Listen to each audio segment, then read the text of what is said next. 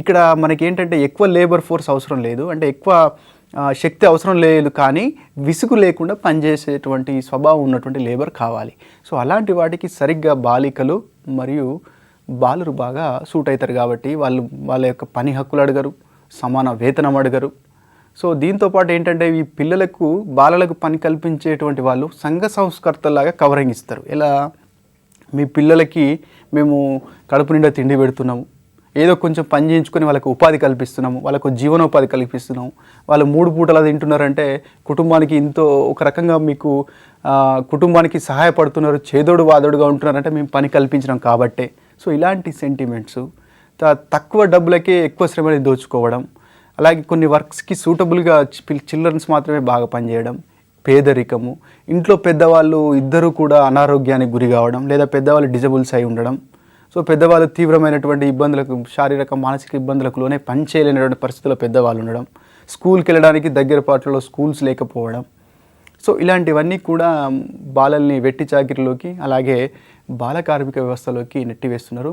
ఇది కూడా సాధారణంగా మారుమూల ప్రాంతాల్లో నివసించేటువంటి వారు, సామాజికంగా ఆర్థికంగా వెనుకబడినటువంటి వారు, ముఖ్యంగా వెనుకబడిన ప్రాంతాల్లో నివసిస్తూ ఆర్థికంగా చితికిపోయి, సామాజికంగా చితికిపోయినటువంటి ఎస్సీ వర్గాలు మరియు ఎస్టీ వర్గాలు, కొందరు ఓబీసీ వర్గాల నుంచి కూడా మనకి బాల కార్మికులు అధికంగా ఉండడాన్ని మనం గమనించవచ్చు.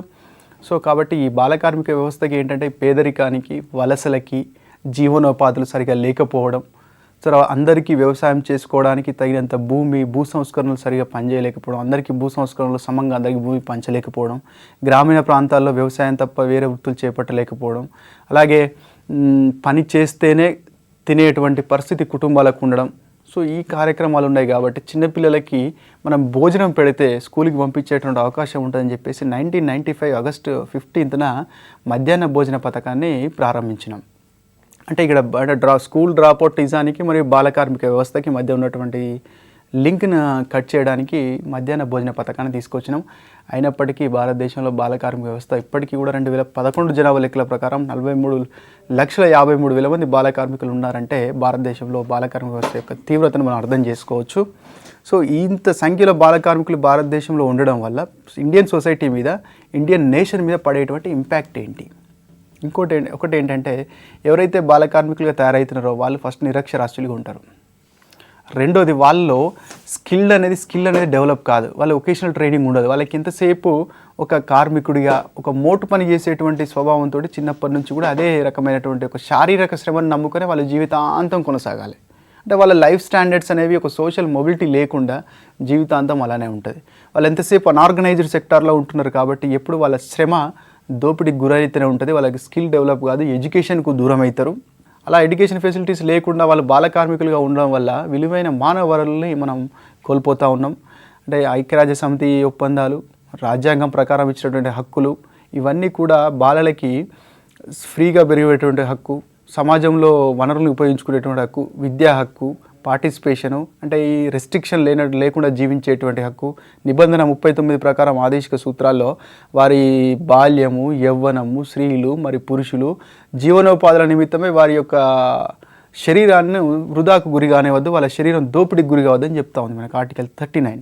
కానీ ఇక్కడ ఏం జరుగుతుంది, బాల కార్మికులు వాళ్ళు పూర్తిగా వికసించకముందే, అంటే పుష్పం వికసించకముందే దాన్ని నలిపేసినట్టుగా బాలలు శారీరకంగా, మానసికంగా పరిపక్వత సాధించకముందే వారి మీద అంటే శ్రమ దోపిడీ జరగడం వల్ల వాళ్ళు 30 సంవత్సరాలకే 100 సంవత్సరాల 50 సంవత్సరాల ముసలిళ్ళు వాళ్ళగా కనపడుతుంటారు. అలాగే వీళ్ళు శ్రమ చేస్తున్నారు కాబట్టి మద్యపానానికి, ఎక్కువగా ఆల్కహాలిజానికి, బాల కార్మికతకు ఆల్కహాలిజానికి దగ్గర సంబంధం ఉంటుంది. ఆల్కహాలిజానికి గురయ్యేటువంటి అవకాశం, ఈ రకంగా బాల కార్మిక వ్యవస్థ వల్ల నిరక్షరాస్యత పెరుగుతూ ఉంది, విలువైన మానవ వనరులు కోల్పోతూ ఉన్నాము. తరతరాలుగా వెనుకబడ్డటువంటి వాళ్ళు విద్య లేక బాల కార్మికుడిగా ఉంటూ మళ్ళీ వాళ్ళ నెక్స్ట్ తరం కూడా బాల కార్మికుడు, అంటే తరతరాలుగా వాళ్ళు అలాగే వెనుకబడతనానికి గురయ్యేటువంటి అవకాశం, అంటే కుటుంబ పరంగా దాని ప్రభావం ఉంటుంది, సమాజం పరంగా చూసినట్టయితే విలువైన మానవ వనరులను కోల్పోతున్నాం. కుటుంబ పరంగా చూసినట్టయితే విద్య లేదు కాబట్టి వాళ్ళ లైఫ్ లాంగ్ ఎడ్యుకేషన్ లేదు కాబట్టి మొబిలిటీ ఉండకుండా లైఫ్ లాంగ్ అలా బాల కార్మికునిగా ఉంటాడు. మళ్ళీ వాళ్ళ పిల్లలకు కూడా క్వాలిటీ లైఫ్ని ఇవ్వడు. సో అలాగే మనం న్యాచురల్ జస్టిస్ ప్రకారం చూసినట్టయితే వాడి యొక్క హక్కులు భంగం అవుతాయి. బాలలకు సంబంధించినటువంటి అన్ని రకాల హక్కులకి భంగం కలిగిస్తూ వాడి శ్రమను దోపిడీ చేయడం అనేది మనం ఇందులో గమనించవచ్చు. సో మన ఇండియాలో చూసుకున్నట్టయితే బాల కార్మికులు అన్ని రకాల సెక్టార్లో కాకుండా కొన్ని ఏరియాలో బాగా కాన్సన్ట్రేట్ అయి ఉన్నారు. మన పేపర్లో చూస్తాం ఎప్పుడు దీపావళి ముందు శివకాశిలో అగ్ని ప్రమాదం, బాలల మృతి. కారణం శివకాశిలో టపాసులు, అగ్గిపెట్టెల పరిశ్రమలో బాలలు అత్యధికంగా ఉన్నారు. అలాగే మాండాసోర్, మార్కాపురం పలకల పరిశ్రమలో బాల కార్మికులు, అలాగే మీర్జాపూర్లో ఉన్నటువంటి తివాచి పరిశ్రమలో, సర్కస్ పరిశ్రమల్లో, జమ్మూ కాశ్మీర్లో తివాచి పరిశ్రమల్లో, అలీగఢ్ తాళాల పరిశ్రమల్లో, తర్వాత తెలంగాణలో బీడీ, చేనేత రంగాల్లో, మన తునికాకు సంబంధించినటువంటి రంగాల్లో అత్యధికంగా మనకి బాలలు ఉన్నారు. ఫిరోజాబాద్లో గాజులకి ప్రసిద్ధి, అక్కడ కూడా బాలలు అధికంగా ఉన్నారు.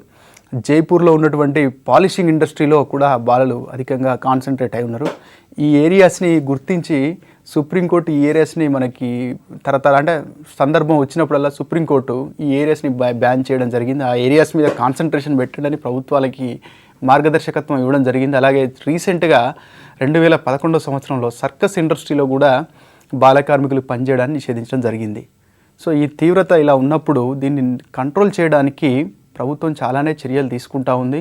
అందులో ఆ చర్యల ఫలితంగా మనకి చూసుకున్నట్టయితే 2001లో మనకి 1,26,00,000గా ఉన్నటువంటి బాల కార్మికులు 2011కి వచ్చేసరికి 43,53,000కు పడిపోయినారంటే దానికి కారణం ప్రభుత్వం పకడ్బందీగా తీసుకున్నటువంటి చర్యలు, అలాగే సుప్రీంకోర్టు మెహతా కేసులో ఇచ్చినటువంటి మార్గదర్శకాలు, బాల కార్మిక నిషేధ చట్టం 1986 పనితీరే అందుకు దోహదపడిందిగా మనం భావించవచ్చు. ముందుగా మనం రాజ్యాంగం పరంగా చూసుకున్నట్టయితే మనకి 21A ప్రాథమిక హక్కుల్లో భాగంగా 21A ఏం చెప్తా ఉంది, ప్రతి బాలుడికి చదువుకునే హక్కు ఉంది. కాబట్టి పనికి వెళ్ళకుండా ప్రతి బాలుడు చదువుకోవాలి. అందుకు గవర్నమెంట్ సెక్టార్లో ఉన్నటువంటివి స్కూల్స్, అలాగే ప్రైవేట్ సెక్టార్లో ఉన్నటువంటి స్కూల్స్ కూడా వారి యొక్క తాహతు, కులము, లింగము లేకుండా, భేదం లేకుండా, ఎంట్రన్స్ ఎగ్జామ్ లేకుండా వాళ్ళకి సీట్ ఇవ్వాలి అనేది చెప్పేసి 2009లో విద్యా హక్కు చట్టాన్ని తీసుకొని రావడం జరిగింది ఈ అధికరణను అనుసరించి. అలాగే నిబంధన 23 మనకి బాల కార్మికతకి డైరెక్ట్గా లింకు లేనప్పటికీ నిబంధన 23లో మనకి 2 ఎక్స్ప్రెషన్స్ అని చెప్పినాము. ఒకటి బెగార్, వెట్టి చాకరీ, రెండోది హ్యూమన్ ట్రాఫికింగ్. ఏం లేదు, బెగారు, హ్యూమన్ ట్రాఫికింగ్, బాల కార్మికత మూడింటికి సింపుల్గా మీరు డిఫరెన్షియేట్ చేసేటట్టు ఉండాలి. వెట్టి చాకరీ అంటే ఏంటంటే పుణ్యానికి పని చేయించుకోవడం, అప్పిచ్చినందుకు మెహర్బానీ కింద పని చేయించుకోవడం, లేదా తండ్రి చేసినటువంటి అప్పు తీర్చడానికి పని చేయించుకోవడం, అంటే ఏ రకంగా ప్రతిఫలం లేకుండా పనిచేయడం వెట్టి చాకరీ అంటే తెలంగాణలో ఎట్టి అంటాం. సో దాన్ని మనకి ఆర్టికల్ 23 కింద బ్యాన్ చేసినారు. సో ఇక్కడ చాలామంది పిల్లలు కూడా బాల కార్మికత కంటే హీనమైనటువంటి వెట్టి చాకరీలో చాలామంది బలైపోయినారు. అలాగే మనుషుల అక్రమ రవాణాది కూడా 23 కింద వస్తుంది. అందులో బాలలు, దేవిని, జోగిని, దేవదాసి వ్యవస్థలో కూడా బాలికలే 5 సంవత్సరాలు బాలికలే బలవుతున్నారు. కాబట్టి దీన్ని కూడా మనం ఇక్కడ మెమరైజ్ చేసుకోవాలి. అలాగే మనకు బాల కార్మికతకి డైరెక్ట్గా రిలేటెడ్ ఉన్నటువంటి ఆర్టికల్ మనకి ప్రాథమిక హక్కులో ఉన్నటువంటి 24వ అధికరణము. సో దీని కింద ఏం చెప్పినాడు, 2 పాయింట్లు గుర్తుపెట్టుకోవాలి. 14 సంవత్సరాల్లో పిల్లలు హజార్డియస్ కండిషన్స్లో పనిచేయడం నిషేధము. అంటే హానికరమైనటువంటి పరిశ్రమలో పనిచేయడం నిషేధం. అంటే హానికరమైనటువంటి పరిశ్రమలు ఏంటి అనేది డిఫైన్ చేయలేదు కాన్స్టిట్యూషన్లో. కేవలం ఏం రాసినారు, 14 సంవత్సరాల పిల్లలు హానికరమైనటువంటి పరిశ్రమలో పనిచేయడం నిషేధం అన్నారు. మరి ఇవి హానికరమైన పరిశ్రమలు. సో దాన్ని రియలైజ్ చేసేందుకే మనకి ప్రాథమిక హక్కులో ఉన్నటువంటి అధికరణ 24ను అనుసరిస్తూ 1986వ సంవత్సరంలో మనకి బాల కార్మిక నిషేధ చట్టాన్ని తీసుకొని రావడం జరిగింది. సో ఆర్టికల్ 24 యొక్క మార్గదర్శకత్వంలో, అలాగే 1979లో కేంద్ర ప్రభుత్వం ఏర్పాటు చేసినటువంటి ఈ బాల కార్మిక వ్యవస్థను గురించి కేంద్ర ప్రభుత్వం ఏర్పాటు చేసినటువంటి గురుపాదస్వామి కమిటీ సూచనల మేరకు మనకి 1986వ సంవత్సరంలో బాల కార్మిక నిషేధ చట్టాన్ని తీసుకొని వచ్చినారు. సో ఈ రాజ్యాంగం 24 అధికరణ కింద పలానా ఇండస్ట్రీస్, పలానా వృత్తులను పేర్కొనలేదు. కేవలం ఏం చెప్పినారు, ఆర్టికల్ 24 కింద సింపుల్గా హానికరమైన పరిశ్రమలో 14 సంవత్సరాల లోపు పిల్లలు నిషేధం అని చెప్పినారు. సో కానీ ఇక్కడ 1986లో రూపొందించినటువంటి బాల కార్మిక నిషేధ చట్టంలో క్లియర్గా 14 సంవత్సరాల లోపు బాలలు 18 రకాల వృత్తులు మరియు 65 రకాల ఉత్పాదక ప్రక్రియలు, అంటే కొంచెం క్లారిటీ వచ్చింది ఇక్కడ. అంటే ఎక్కడ పనిచేయకూడదు 14 సంవత్సరాల లోపు వాళ్ళు అనేది కాన్స్టిట్యూషన్లో క్లారిటీ. కేవలం హజార్డియస్ కండిషన్స్ అని పెట్టినారు కాన్స్టిట్యూషన్లో. కానీ ఇక్కడ మాత్రము బాల కార్మిక నిషేధ చట్టం 1986లో క్లియర్గా 18 రకాల వృత్తులు మరియు 65 రకాల ఉత్పాదక ప్రక్రియల్లో ఎవరు బాలలు 14 సంవత్సరాల బాలలు పనిచేయకూడదని క్లియర్ ఇన్స్ట్రక్షన్ తోటి మనకి ఆ వృత్తులను ఐడెంటిఫై చేస్తూ ఆ ఉత్పాదక ప్రక్రియలను ఐడెంటిఫై చేస్తూ 1986 సంవత్సరంలో బాల కార్మిక నిషేధ చట్టాన్ని మొదటిసారిగా తీసుకురావడం జరిగింది. తీసుకురావడమే కాదు, ఈ చట్టం కింద ఎవరైనా ఈ చట్టాన్ని ఉల్లంఘించినప్పుడు వాళ్ళకి 3 నెలల నుంచి 1 సంవత్సరం వరకు జైలు శిక్ష, అంటే బాల కార్మిక నిషేధ చట్టాన్ని ఉల్లంఘించి బాలలను పనిలో పెట్టుకున్న వారికి 3 నెలల నుంచి 1 సంవత్సరం వరకు జైలు శిక్ష మరియు 10,000 నుంచి 20,000 వరకు జరిమానాను కూడా ఈ చట్టం కింద పొందుపరచడం జరిగింది. ఈ చట్టంలో కూడా ఉన్నటువంటి చిన్న లోపం వల్ల, అంటే కేవలం 18 రకాల వృత్తులు 65 రకాల ప్రక్రియల్లో మాత్రమే ఈ చట్టం బాలలను నిషేధించింది. కాబట్టి దీన్ని ఆసరాగా చేసుకొని కిరాణా షాపులో పనిచేయించుకోవడాలు, హోటల్స్లో పనిచేయించుకోవడాలు, దాబాల్లో పనిచేయించుకోవడాలు, ఇవి ఈ 65 రకాల ప్రక్రియలు మరియు 18 రకాల వృత్తుల్లో డిఫైన్ చేయబడలేదు. కాబట్టి అక్కడ బాల కార్మికులు అత్యధికంగా కాన్సన్ట్రేట్ అయినారు. సో ఈ మార్పును గమనించి 2006వ సంవత్సరంలో బాల కార్మిక నిషేధ చట్టాన్ని సవరించి, అంటే బాల కార్మికులు పనిచేసేటువంటి రంగాల యొక్క స్కోప్ని పెంచడం జరిగింది. అంటే 2006కు ముందు బాల కార్మిక నిషేధ చట్టం సవరించకముందు కేవలం 18 రకాల వృత్తులు 65 రకాల ప్రక్రియలో మాత్రమే బాలలు పనిచేయడం నిషేధం. కానీ 2006 తర్వాత బాల కార్మిక నిషేధ చట్టాన్ని సవరించిన తర్వాత 2006 నుండి ఈవెన్ ఎటువంటి పబ్లిక్ ఎస్టాబ్లిష్మెంట్లో 14 సంవత్సరాల లోపు వారు పనిచేసినా, ఎటువంటి డొమెస్టిక్ వర్క్లో బాల కార్మికులు పనిచేసిన 14 సంవత్సరాల లోపు వారు పనిచేసిన దాన్ని బాల కార్మికతగానే అలాగే నేరంగానే పరిగణిస్తూ 3 నెలల నుంచి 1 ఇయర్ జైలు, అలాగే 10,000 నుంచి 20,000 వరకు ఫైన్ను ఇవ్వడం జరిగింది. సింపుల్గా క్వశ్చన్ అడగచ్చు, ఏ సంవత్సరంలో బాల కార్మికుల నిర్వచనం యొక్క పరిధిని పెంచారు? 1986, 2006, 2001, 1996. సో కాబట్టి 1986ని మీరు బాగా గుర్తుపెట్టుకోండి. 1986లో చట్టం వచ్చింది, 2006లో దాని యొక్క పరిధిని పెంచి డొమెస్టిక్ వర్క్ అంటే ఇళ్లలో పనిచేయించుకోవడాలు, గృహ అవసరాల కోసం పనిచేయించుకోవడాలు, సో దాంతోపాటు దాబాల్లో, హోటల్స్లో, కిరాణా షాపుల్లో, మార్కెట్లో, రకరకాల పబ్లిక్ ఎస్టాబ్లిష్మెంట్లో పనిచేయించుకోవడాలు, అంటే ఎక్కువ ఇన్ఫార్మల్ సెక్టార్లో, అన్ఆర్గనైజ్డ్ సెక్టార్లో కూడా బాగా ఎక్కువ పనిచేస్తున్నారు కాబట్టి ఆ ఏరియాని కూడా కవర్ చేయడం జరిగింది. సో దీనివల్ల ఈ ఎఫెక్ట్ వల్ల 1986 చట్టం అలాగే సవరించిన 2006 చట్టం వల్ల బాల కార్మిక వ్యవస్థ గణనీయంగా తగ్గి 1.26 కోట్ల నుంచి 2011 కల్లా 43,53,000కి పడిపోవడం జరిగింది. ఇంకా ఈ చట్టాన్ని సవరిస్తూ, అంటే 2006లో సవరించినటువంటి బాల కార్మిక నిషేధ చట్టాన్ని సవరిస్తూ మనకి ప్రజెంట్ ఇంకా చట్టంగా పూర్తి స్థాయిలో రూపు దాల్చలేదు. కానీ child labour and adolescent workers prohibition act 2016 రాబోతూ ఉన్నది. అంటే బాల కార్మిక నిషేధ చట్టం, సవరించిన నిషేధ చట్టం 2006లో ఉన్నటువంటి లోపాలను సవరిస్తూ బాల కార్మికులతో పాటు అడాలసెంట్ వర్కర్స్ అంటే 14 నుంచి 18 సంవత్సరాల వయసు ఉన్నటువంటి వర్కర్లకు సంబంధించినటువంటి నియమ నిబంధనలు కూడా రూపొందిస్తూ 2016లో బిల్లుని పార్లమెంట్లో ప్రవేశపెట్టడం జరిగింది. రానున్న కాలంలో అది కూడా చట్టంగా రాబోతూ ఉంది. అయితే ఇక్కడ బాల కార్మికుల విషయంలో మనకి సుప్రీంకోర్టు 1996 డిసెంబర్ 10, 1996న ఒక చారిత్రాత్మకమైనటువంటి తీర్పునిస్తూ కొన్ని మార్గదర్శకాల్ని కేంద్ర రాష్ట్ర ప్రభుత్వాలకు రిలీజ్ చేసింది. సో దీన్నే మనం MC Mehta versus Tamil Nadu case అంటాం. ఎంసీ మెహతా వర్సెస్ తమిళనాడు కేసులో మనకి డిసెంబర్ 10, 1996లో సుప్రీంకోర్టు కొన్ని మార్గదర్శకాలు రిలీజ్ చేసింది. కారణం ఏంటంటే అప్పటి వరకు బాల కార్మికులకు సంబంధించి అసలు బాల కార్మికత రాకుండా ప్రొటెక్షన్ అంటే ప్రివెన్షన్ లేదు, చర్యలు లేవు గవర్నమెంట్లో. తర్వాత వచ్చేసి అసలు ఏ రాష్ట్రంలో ఎంత పర్ఫెక్ట్గా బాల కార్మికులు ఉన్నారు, ఏ ఇండస్ట్రీలు ఎక్కువ ఉన్నారు, ఏ క్యాస్ట్ నుంచి ఎక్కువ ఉన్నారు, లేకపోతే ఏ సామాజిక వర్గం నుంచి ఎక్కువ ఉన్నారు, అందులో బాలికలు ఎంత, బాలురు ఎంత అనేటువంటి సమగ్రమైనటువంటి సర్వే, పీరియాడికల్ సర్వే లేదు.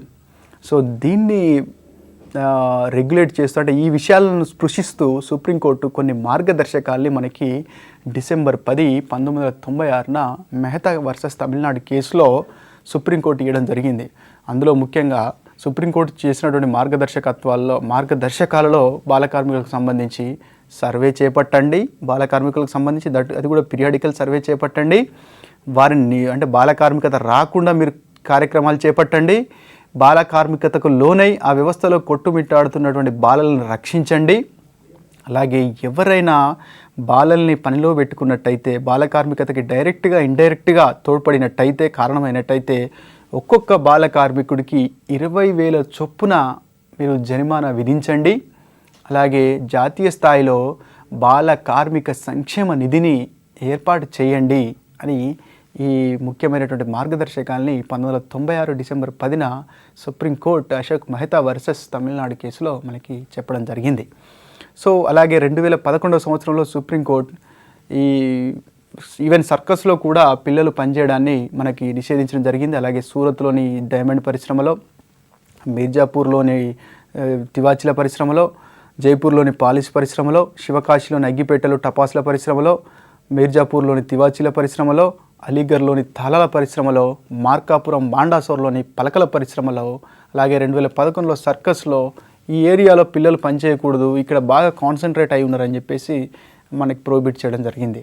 సో అయితే మనకి దీంతో పాటుగా సైమల్టేనియస్గా అంతర్జాతీయ స్థాయిలో కూడా బాలలకు సంబంధించినటువంటి హక్కులు కాలక్రమేణా పూర్తి స్థాయిలో డిఫైన్ చేస్తూ రావడం జరిగింది. భారతదేశం కూడా యునైటెడ్ నేషన్స్లో సభ్యదేశం కాబట్టి అంతర్జాతీయ స్థాయిలో ఉన్నటువంటి ఒడంబడికల్లో భారతదేశం కూడా భాగస్వామ్యమై దానికి అనుగుణంగా దేశంలో బాల కార్మిక చట్టాన్ని రూపొందించింది. అది కనుక మనం చూసుకున్నట్టయితే ఇంటర్నేషనల్ కన్వెన్షన్స్ నుంచి కూడా చిల్డ్రన్స్కి సంబంధించి క్వశ్చన్ అడిగే అవకాశం ఉంటుంది. మీకు అందరికీ తెలుసు 1948 December 10 universal declaration of human rights, విశ్వ మానవ హక్కుల ప్రకటన జరిగింది. అంటే అది ఇక్కడ ఎందుకు చెప్తున్నాము మానవ హక్కుల ప్రకటన అంటే, విశ్వ మానవ హక్కుల ప్రకటన ప్రకారము మానవ హక్కులు అంటే బాలల హక్కులు, మహిళల హక్కులు, వృద్ధుల హక్కులు, డిజబుల్ హక్కులు, కార్మికుల హక్కులు, రెఫ్యూజీస్ హక్కులు, అంటే అన్ని రకాల మనుషులకు సంబంధించినటువంటి మాదక ద్రవ్యాలకు లోని వారి హక్కులు, క్రిమినల్స్కు సంబంధించిన హక్కులు, జైల్లో ఉన్నటువంటి వారి హక్కులు. సో అన్ని రకాల హక్కులను కలిపే మానవ హక్కులు అంటామంటే విశ్వ మానవ హక్కుల ప్రకటనలో బాలల హక్కులు కూడా ఒక భాగం. అంటే 1948లోనే బాలలకు హక్కులు ఉంటాయని అంతర్జాతీయ సమాజం గుర్తించడమే కాదు, ఒక తీర్మానాన్ని కూడా విశ్వ మానవ హక్కుల తీర్మానాన్ని రూపొందించుకున్నాం. సో ఈ విశ్వ మానవ హక్కుల తీర్మానాన్ని ఆధారంగా చేసుకొని 1959 బాగా గుర్తుపెట్టుకోండి, 1959 నవంబర్ 20 అనే విషయాన్ని బాగా గుర్తుపెట్టుకోండి. 1959 నవంబర్ 20న బాలల హక్కుల తీర్మానాన్ని ఐక్యరాజ్య సమితి రూపొందించింది. అంటే బాలలకు ఎలాంటి హక్కులు ఉండాలి,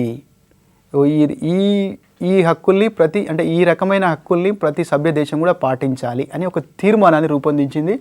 దాన్నే మనం బాలల హక్కుల తీర్మానం అంటాం.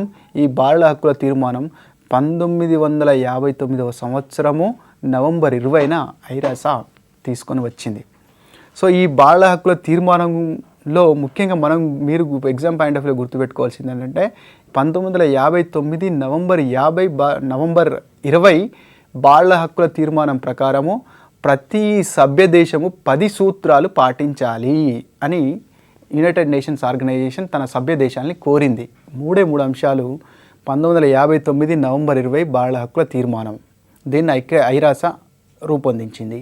ఈ తీర్మానం కింద బాలల హక్కుల తీర్మానం కింద 10 సూత్రాలను రూపొందించింది. ఆ 10 సూత్రాల ఆధారంగా ప్రతి సభ్య దేశము బాలల హక్కుల విషయంలో నడుచుకోవాలని మార్గదర్శకాలు రిలీజ్ చేసింది. ఇలా 1959 నవంబర్ 20న రూపొందించినటువంటి 10 సూత్రాలతో కలిసి రూపొందించినటువంటి బాలల హక్కుల తీర్మానాన్ని అనుసరిస్తూ అదే నవంబర్ 20 1989 సంవత్సరంన చైల్డ్ రైట్స్ కన్వెన్షన్, పాపులర్గా మనం సిఆర్సి అని పిలుస్తాము, చైల్డ్ రైట్స్ కన్వెన్షన్ లేదా బాలల హక్కుల సాంప్రదాయం అంటాం. అంటే కన్వెన్షన్ అంటే అర్థం ఏంటంటే ఏదైనా ఒక ఇష్యూ, ఇంటర్నేషనల్ ఇష్యూ లేదా అన్ని సభ్య దేశాలకు సంబంధించిన ఇష్యూని టేకప్ చేసి దానికి సంబంధించినటువంటి ఒక ప్రోటోకాల్ రూపొందించి అందులో ఎటువంటి చర్యలు తీసుకోవాలో అట్లా ఎప్పుడు ఆ సమస్య సద్దుమణుగుతుందని చెప్పేసి ఐక్యరాజ్య సమితి యూనిఫామ్గా అన్ని దేశాలకు ఒక మార్గదర్శకాలు జారీ చేస్తుంది. అలా మనకి 1989లో చైల్డ్ రైట్స్ కన్వెన్షన్ గుర్తుపెట్టుకోండి. 1959 నవంబర్ 20 మనకి బాలల హక్కుల తీర్మానం, 1989 నవంబర్ 20 ఏంటి బాలల హక్కుల సాంప్రదాయం లేదా చైల్డ్ రైట్స్ కన్వెన్షన్. 1959లో 10 సూత్రాలు చేసినారు. 1989లో మనకి 52 ఆర్టికల్స్తో బాలల హక్కుల సాంప్రదాయాన్ని రూపొందించినారు. 52 ఆర్టికల్స్. ఈ బాలల హక్కుల సాంప్రదాయము 1989 నవంబర్ 20న రూపొందిస్తే అది 1990 సంవత్సరం నుంచి అమల్లోకి వచ్చింది. ఆ బాలల హక్కుల సాంప్రదాయం లేదా సిఆర్సి మీద భారతదేశము డిసెంబర్ 11 1992న సంతకం చేసింది. అంటే బాలల హక్కుల తీర్మానాన్ని ఒప్పుకొని మేము కూడా దీన్ని పాటిస్తామని చెప్పేసి భారతదేశం సంతకం చేసింది. ఇలా 1989 నవంబర్ 20న రూపొందించినటువంటి బాలల హక్కుల సాంప్రదాయంలో 52 నిబంధనలు బాలల హక్కులకు సంబంధించినవి ఉన్నాయి. అంటే బాలుడు పుట్టగానే జాతీయతను పొందడం, పుట్టగానే ఆ దేశంలో విద్యా హక్కును పొందడం, ఒక పేరును కలిగి ఉండడం, నేషనాలిటీని కలిగి ఉండడం, ఆ దేశానికి సంబంధించి అన్ని రకాల ప్రివిలేజెస్ని, ఒక పౌరుడికి సంబంధించి అన్ని రకాల ప్రివిలేజెస్ని కలిగి ఉండడం. సో ఇలాంటి వాటితో మనకి ప్రధానంగా ఈ 52 అధికారాలని మనం సిఆర్సి కింద 4 విభాగాలుగా చేయడం జరిగింది. ఒకటి right to survive, right to protection, right to development and right to participation. ఈ 4 రకాల విభాగాల్లో మనకి 52 హక్కులు మనకి పొందుపరచడం జరిగింది. సో దీని ద్వారా అంటే 1989 కన్వెన్షన్ మీద భారతదేశం సంతకం చేసింది కాబట్టి భారతదేశం కూడా అంతర్జాతీయ సూత్రాలకు అనుగుణంగా తన చట్టాలని రూపొందించుకుంటూ వచ్చింది. సో ఇలా భారతదేశంలో ఉన్నటువంటి బాలల హక్కుల చట్టాలని అసలు ఎలా అమలవుతున్నాయి, బాలలకు ఎలాంటి సమస్యలు ఉన్నాయి, బాలల హక్కుల పనితీరు ఎలా ఉంది అనేటువంటి విషయాలు స్థూలంగా బాలల హక్కులకు సంబంధించినటువంటి విషయాలను మానిటరైజ్ చేసేందుకు, సూపర్వైజ్ చేసేందుకు, వాటి మీద రిపోర్టు రూపొందించేందుకు, అలాగే కేంద్ర రాష్ట్ర ప్రభుత్వాలు అడిగినప్పుడు సలహాలు ఇచ్చేందుకు కేంద్రం భారత ప్రభుత్వము 2005వ సంవత్సరంలో బాలల హక్కుల పరిరక్షణ కమిషన్ చట్టాన్ని రూపొందించింది. 2005వ సంవత్సరంలో బాలల హక్కుల పరిరక్షణ కమిషన్ చట్టాన్ని రూపొందించి ఈ బాలల హక్కుల పరిరక్షణ కమిషన్ చట్టం ఆధారంగా ఒక చట్టబద్ధ సంస్థని 2007వ సంవత్సరంలో ఏర్పాటు చేసింది. ఆ సంస్థనే మనం బాలల హక్కుల పరిరక్షణ కమిషన్ అని పిలుస్తాం. ఈ బాలల హక్కుల పరిరక్షణ కమిషన్ ఒక చైర్మన్ మరియు 6 సభ్యులతో కూడి ఉంటుంది. ఈ బాలల హక్కుల పరిరక్షణ కమిషన్ మొదటి చైర్మన్గా శాంతా సిన్హా గారు పనిచేశారు. ప్రస్తుత చైర్మన్గా స్తుతి నారాయణ కక్కర్ గారు పనిచేస్తూ ఉన్నారు. బాలల హక్కుల అమలు తీరు, బాలల స్థితిగతులకు సంబంధించి వార్షిక నివేదికను కమిషన్ తయారు చేస్తుంది. ఎప్పుడైనా కేంద్ర రాష్ట్ర ప్రభుత్వాలు అడిగినప్పుడు స్టడీ చేస్తుంది. అలాగే బాలల హక్కుల ఉల్లంఘన జరిగినప్పుడు సుమోటోగా కూడా కేసులు చేపడుతూ ఉంటుంది. అలాగే వెట్టి చాకరీ మరియు వివిధ పరిశ్రమల్లో ఆకస్మిక తనిఖీలను కూడా బాలల హక్కుల కమిషన్ చేపడుతూ ఉంటుంది. సో ఇలా బాలల హక్కులు పరిరక్షిస్తూ ఉంది. సో దాంతోపాటుగా మనకి బాల కార్మిక వ్యవస్థ మీద ఒక మాస్టర్ ప్లాన్ తయారు చేసుకొని ముందటికి వెళ్ళడానికి మనకి 1987వ సంవత్సరంలో జాతీయ బాల కార్మిక విధానాన్ని రూపొందించారు. బాల కార్మిక ఇక్కడ గుర్తుపెట్టుకోండి బాగా, 1986 బాల కార్మిక నిషేధ చట్టం, 1987 జాతీయ బాల కార్మిక విధానం. సో ఈ జాతీయ బాల కార్మిక విధానాన్ని రూపొందించుకొని బాల కార్మికులు విద్యకు దూరం అవుతున్నారు, వీళ్ళు ఫార్మల్ ఎడ్యుకేషన్కి దూరం అవుతున్నారు కాబట్టి వీళ్ళకి ఇన్ఫార్మల్ ఎడ్యుకేషన్ కల్పించాలి, రిహాబిలిటేషన్ కల్పించాలి, బాల కార్మికులు ఇంకా మళ్ళీ ఎక్కువ కాకుండా చూసుకోవాలి, దినదినం తగ్గించాలి, వీళ్ళని వాళ్ళ ఫ్యామిలీలకి లైవ్లీహుడ్ని ప్రొవైడ్ చేయాలి అనేటువంటి లక్ష్యాలతో మనకి 1987వ సంవత్సరంలో జాతీయ బాల కార్మిక విధానాన్ని రూపొందించారు. జాతీయ బాల కార్మిక విధానంలో ఏర్పరచుకున్నటువంటి లక్ష్యాలను చేరుకునేందుకై 1988వ సంవత్సరంలో NCLP అంటాం, జాతీయ బాల కార్మిక project, national child labour project, NCLP అంటాము. ఈ NCLP ప్రాజెక్ట్ యొక్క ముఖ్య ఉద్దేశం ఏంటంటే జాతీయ బాల కార్మిక విధానంలో ఉన్నటువంటి లక్ష్యాలను చేరుకోవడమే. అందులో భాగంగా 9 నుంచి 14 సంవత్సరాల లోపు పిల్లలకి ఇన్ఫార్మల్ ఎడ్యుకేషన్ని బిడ్జి స్కూళ్ళ ద్వారా అందియడము, వాళ్ళకి నెలకి 150 రూపాయలు స్కాలర్షిప్ అందియడము, అలాగే వారి తల్లిదండ్రులకి సంబంధించినటువంటి జీవనోపాధి అవకాశాలను కల్పించడం అలాంటి కార్యక్రమాలతో మనకి NCLP రూపొందించబడింది. దేశవ్యాప్తంగా ప్రస్తుతము 6000 స్కూల్స్ జాతీయ బాల కార్మిక ప్రాజెక్టు కింద 6000 బిడ్జి స్కూల్స్ లేదా ఇన్ఫార్మల్ స్కూల్స్ మనకి పనిచేస్తూ ఉన్నాయి. తెలంగాణలో 9 జిల్లాల్లో NCLP project, national child labour project మనకి అమల్లో ఉంది. అలాగే భారత ప్రభుత్వము 1974వ సంవత్సరంలో మొదటి జాతీయ బాలల విధానాన్ని, 2013వ సంవత్సరంలో కూడా మొదటి జాతీయ బాలల విధానాన్ని మార్పులు చేర్పులు చేసి 2013 సంవత్సరంలో నూతన జాతీయ బాలల విధానాన్ని రూపొందించుకుంది. సో దీని ప్రకారము బాల కార్మికులు రాకుండా చూసుకోవడం కూడా ఒక లక్ష్యంగా పెట్టుకొని ఉంది. సో మనకి తెలుసు, మనకి 1959 నవంబర్ 20న మనకి బాల హక్కుల తీర్మానాన్ని రూపొందించుకున్నాం. 1989 నవంబర్ 20 అదే నవంబర్ 20న బాల హక్కుల సాంప్రదాయం లేదా సిఆర్సిని రూపొందించుకున్నాం. కాబట్టి నవంబర్ 20ని అంతర్జాతీయ బాలల దినంగా పరిగణిస్తారు. జాతీయ బాలల దినం నవంబర్ 14, కానీ అంతర్జాతీయ బాలల దినము నవంబర్ 20. ఎందుకంటే అదే దినము బాలల హక్కుల తీర్మానం వచ్చింది, అదే దినము చైల్డ్ రైట్స్ కన్వెన్షన్ వచ్చింది. కాబట్టి November 20 international day for childrens, అలాగే నవంబర్ 14 అనేది జాతీయ బాలల దినోత్సవంగా మనం జరుపుకుంటాము. దీంతో పాటుగా 1991వ సంవత్సరం నుంచి చైల్డ్ లేబర్ ప్రోగ్రామ్ని భారతదేశంలో ILO సహకారంతో అమలు చేస్తున్నాము. అలాగే 2003వ సంవత్సరం నుంచి అమెరికా ప్రభుత్వం సహాయంతో ఇండస్ అనేటువంటి పథకాన్ని భారతదేశ వ్యాప్తంగా 4 రాష్ట్రాల్లో మనం అమలు చేస్తూ ఉన్నాము.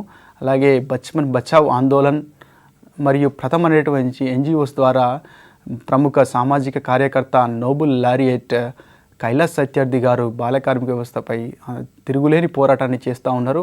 అలాగే MV ఫౌండేషన్ వారు, Azim Premji foundation, Reddy foundation, care India వారు కూడా ఇన్ఫార్మల్ ఎడ్యుకేషన్ అందిస్తూ డైరెక్ట్గా ఇండైరెక్ట్గా బాల కార్మిక వ్యవస్థని తగ్గించడానికి తమ వంతు కృషిని అందిస్తూ ఉన్నారు. అలాగే యునిసెఫ్ అనేటువంటి సంస్థ అభివృద్ధి చెందుతున్నటువంటి దేశాల్లో, వెనుకబడినటువంటి దేశాల్లో మనకి బాల కార్మిక వ్యవస్థ నిర్మూలనకి ఇతోధికంగా మనకి తోడ్పడుతూ ఉంది.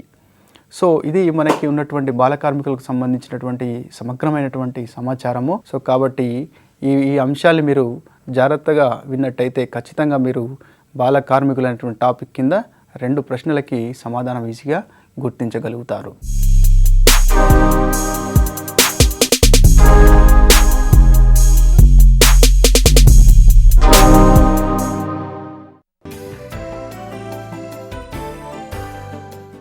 డిజబిలిటీ అంటే ఏంటి? డిజబిలిటీ ఎన్ని రకాలుగా ఉంటుంది? డిజబిలిటీకి ఉండేటువంటి హక్కులు ఏంటి? నేషనల్ లెవెల్లో, ఇంటర్నేషనల్ లెవెల్లో, స్టేట్ లెవెల్లో డిజబిలిటీ వెల్ఫేర్ యాక్టివిటీస్ ఏమి ఇంప్లిమెంట్ చేస్తూ ఉన్నాం? డిజబిలిటీకి, వాళ్ళ రిహాబిలిటేషన్కి, వాళ్ళ యొక్క ట్రైనింగ్కి, రీసెర్చ్కి సంబంధించినటువంటి ఇన్స్టిట్యూషన్స్ దేశవ్యాప్తంగా ఎక్కడున్నాయి? ప్రీవియస్ అడిగిండు NIOH అంటే ఏంటి? National institute of NIOH, NIMH national institute of mentally handicapped, అలాగే NIVH national institute of visually handicapped, NIOH national institute of orthopaedically handicapped. So ఇలా ఇన్స్టిట్యూట్ యొక్క షార్ట్ ఫామ్ని అడగచ్చు. లేకపోతే 4 ఇన్స్టిట్యూట్ NIMH, NIOH, NIVH అని వరుసగా 4 ఇచ్చి పక్కన అవి ఏ ప్రాంతంలో లొకేట్ చేయబడ్డాయి అని ఈ రెండింటిని మ్యాచ్ చేయమని అడగచ్చు. అలాగే డిజబిలిటీకి హ్యాండిక్యాపిజంకి తేడా ఏంటి? ఇంపైర్మెంట్కి హ్యాండిక్యాపిజంకి తేడా ఏంటి? డిజబుల్స్కి సంబంధించి మొట్టమొదటిసారిగా హక్కులను ప్రసాదించినటువంటి చట్టం ఏంటి? చట్టబద్ధంగా ఎన్ని రకాల డిజబుల్స్ని గుర్తించినారు? రిహాబిలిటేషన్ కౌన్సిల్ ఆఫ్ ఇండియా అనేటువంటి సంస్థ ఎప్పుడు చట్టబద్ధ సంస్థగా మారింది? డిజబిలిటీ సమాజంలో డిజబిలిటీ తీవ్రత పెరగడానికి లేదా డిజబిలిటీ సమస్య ఉండడానికి గల కారణాలు ఏంటి? డిజబిలిటీ ఉన్నవారు ఎలాంటి సమస్యలను ఎదుర్కొంటున్నారు? అలాగే డిజబిలిటీకి సంబంధించిన రిలేటెడ్ టెర్మినాలజీ, డిజబిలిటీ ఇయరే కావచ్చు, డిజబిలిటీ డికేడే కావచ్చు, డిజబిలిటీ డే కావచ్చు. అలాగే డిజబిలిటీకి రిలేటెడ్ టెర్మినాలజీ, మెంటల్ ఇల్నెస్ అంటే ఏంటి, మెంటల్ రిటార్డేషన్ అంటే ఏంటి, మల్టిపుల్ డిజబిలిటీ అంటే ఏంటి? ఈ పాయింట్ ఆఫ్ వ్యూలో క్వశ్చన్స్ వచ్చేటువంటి అవకాశం ఉంది. కాబట్టి ఈ అన్ని ఏరియాస్లో మనం డిజబిలిటీకి సంబంధించి అధ్యయనం చేయాలి. మామూలుగా ఈ డిజబిలిటీ అనేది ఇంతకుముందు సీనియర్ అభ్యర్థులు కూడా ఎక్కువగా చదివి ఉండేటువంటి అవకాశం లేదు. కాబట్టి ఇది ఎవరైనా నూతనంగా చదువుతున్న అభ్యర్థులైనా, ఇంతకుముందు పోటీ పరీక్షలకు అనుభవం ఉన్నటువంటి అభ్యర్థులైనా కొంచెం జాగ్రత్తగా అధ్యయనం చేయాల్సినటువంటి అవసరం ఉంది. ఈ మధ్య ప్రధాని నరేంద్ర మోడీ గారు ఒక పదాన్ని మనకు డిజబిలిటీకి సంబంధించి ఒక పదం ఉపయోగించారు, దివ్యాంగులు. అలాగే మనకు ఇప్పుడున్నటువంటి చట్టాల ప్రకారము డిజబిలిటీ అని పిలవకుండా, డిజబిలిటీ అంటే దానికి సూటిగా తెలుగులో అర్థం ఏంటంటే అశక్తత అని అర్థం. అశక్తులు అంటే శక్తి లేనటువంటి వారు, అలా పిలవకుండా డిఫరెంట్లీ ఏబుల్డ్ అనే పదం సరియైనటువంటి పదము. అశక్తత లేకుండా ఎవరు ఉండరు. ఆయనకి నడవలేడు కావచ్చు, 2 కాళ్ళు లేవు, కానీ చేతులతో పని చేయగలుగుతాడు, నోటితో మాట్లాడగలుగుతాడు, చెవులతో వినగలుగుతాడు.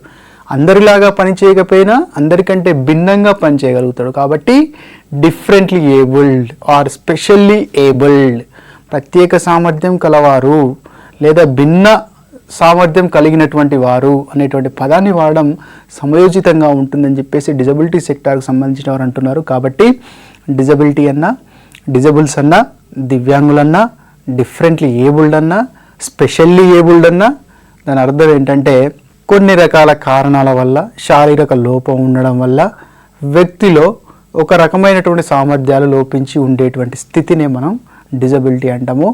WHO డెఫినేషన్స్ ప్రకారం ఏంటంటే, వరల్డ్ హెల్త్ ఆర్గనైజేషన్ వారి డెఫినేషన్ ప్రకారం ఏంటంటే, ఒక శరీరంలో అవయవం పనిచేయలేకపోవడం వల్ల ఆ వ్యక్తి సామర్థ్యాలకు ఆటంకం ఏర్పడి సాధారణ వ్యక్తి చూపించేటువంటి శక్తి సామర్థ్యాలను చూపించకపోవడమే డిజబిలిటీ అని వరల్డ్ హెల్త్ ఆర్గనైజేషన్ డిఫైన్ చేసింది. అంటే ఫర్ ఎగ్జాంపుల్ ఎలా చెప్పొచ్చు అంటే, 12 సంవత్సరాల బాలుడు ఉన్నాడు, అతడు అన్ని రకాల చలన కౌశల్యాలను చూపెట్టాలి, అభ్యసన కౌశల్యాలను చూపెట్టాలి, చింతన కౌశల్యాలను చూపెట్టాలి.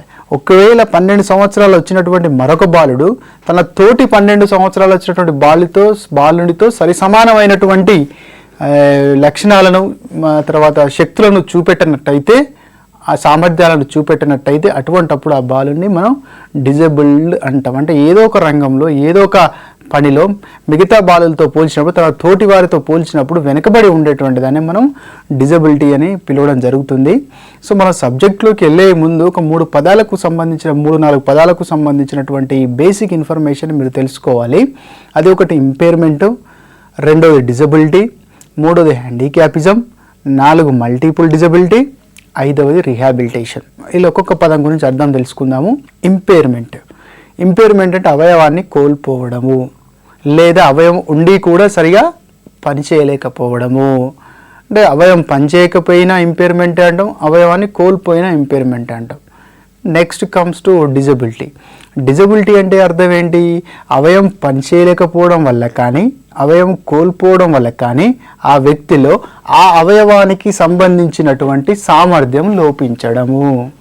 ఫర్ ఎగ్జాంపుల్, ఒక యాక్సిడెంట్ అయ్యింది, 2 కాళ్ళు పనిచేయకుండా 2 కాళ్ళు తొలగించవలసి వచ్చింది, లేదా 2 కాళ్ళు ఉన్నప్పటికీ ఆ కాళ్ళు పనిచేసేటువంటి స్థితిలో లేవు, దాన్ని మనం ఇంపైర్మెంట్ అంటాము. ఆ 2 కాళ్ళు పనిచేయలేటువంటి స్థితిలో ఉన్నాయి కాబట్టి అతడు నడిచేటువంటి సామర్థ్యాన్ని కోల్పోయిండు, దాన్ని మనం డిజబిలిటీ అంటాం. ఈ రెండింటికి ఉన్నటువంటి తేడా ఇంపైర్మెంట్కి డిజబిలిటీ. ఇంపైర్మెంట్ అంటే అవయవ లోపం లేదా అవయవం ఉన్నా పనిచేయలేకపోవడము లేదా సరిగా పనిచేయలేకపోవడము. అలాంటి ఇంపైర్మెంట్ ఉంది కాబట్టి వ్యక్తిలో కొన్ని రకాల సామర్థ్యాలు, ఆ అవయవానికి సంబంధించిన సామర్థ్యాలు లోపించడం. Comes to హ్యాండిక్యాపిజం. హ్యాండిక్యాపిజం అంటే ఏంటి? ఒక వ్యక్తికి ఒక యాక్సిడెంట్ అయ్యింది, 2 కాళ్ళు కోల్పోయినాడు, అందువల్ల నడిచేటువంటి సామర్థ్యాన్ని కోల్పోయినాడు, దాన్ని డిజబిలిటీ అన్నాము. ఇక్కడ ఆయన నడిచేటువంటి సామర్థ్యాన్ని కోల్పోయినాడు కాబట్టి అతడికి ఉద్యోగం రాకపోవడం, ఆర్థికంగా ఇబ్బందులు ఎదుర్కోవడం, సమాజంలో అందరితో పాటుగా సామాజిక కార్యక్రమాల్లో పాల్గొనలేకపోవడం, దీన్ని మనం హ్యాండిక్యాపిజం అంటాం. సో కాబట్టి డిజబిలిటీ వేరు, హ్యాండిక్యాపిజం వేరు, ఇంపైర్మెంట్ వేరు. డిజబిలిటీ అంటే ఇంపైర్మెంట్ అంటే అవయవ లోపము లేదా అవయవం పనిచేయలేకపోవడము, డిజబిలిటీ అంటే ఇంపైర్మెంట్ వల్ల వచ్చినటువంటి సామర్థ్య లోపము, హ్యాండిక్యాపిజం అంటే కొన్ని రకాల సామర్థ్యాలు వ్యక్తులకు లోపించడం వల్ల ఆ వ్యక్తి సామాజికంగా ఆర్థికంగా ఇతరులతో పోల్చినప్పుడు వెనకబడిపోతాడు, దాన్నే మనం హ్యాండిక్యాపిజం అంటాం. కాబట్టి హ్యాండిక్యాపిజం అనేది సోషల్ అండ్ ఎకనామిక్ కాన్స్ట్రక్ట్గా మనం అర్థం చేసుకోవాలి.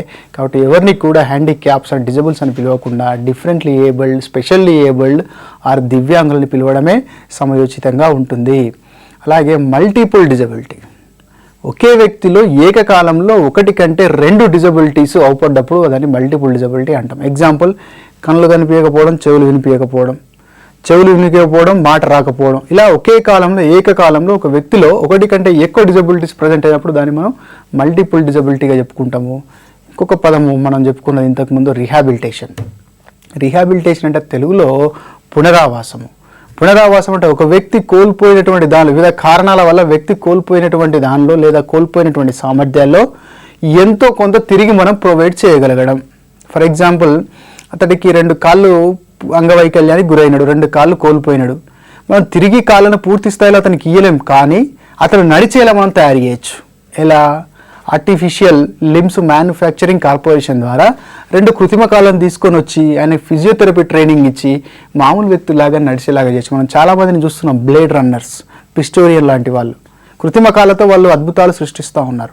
సో అలాగే ఒక వ్యక్తి 2 కాళ్ళను కోల్పోయిండు కాబట్టి అతడికి మనము ఫిజియోథెరపీనిచ్చి తర్వాత కృత్రిమాలు ఇచ్చినప్పుడు అతడు అందరిలాగా ఉరకలేకపోయినా కొద్ది వరకు నడవగలుగుతాడు. దాన్ని మనం పునరావాసం అంటాం. అంటే పునరావాసం అంటే ఏమని అర్థం చేసుకోవచ్చు?